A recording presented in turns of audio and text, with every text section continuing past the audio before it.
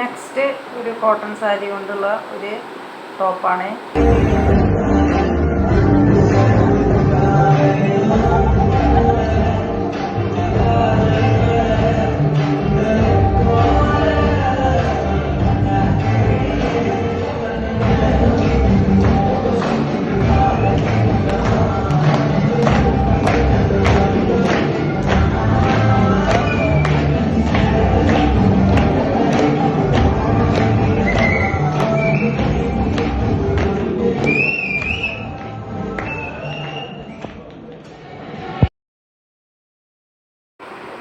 ഇഷ്ടമായോ? ഇതാണ് കേട്ടോ കോട്ടൺ സാരി കൊണ്ടുള്ള അടുത്തൊരു ടോപ്പ്.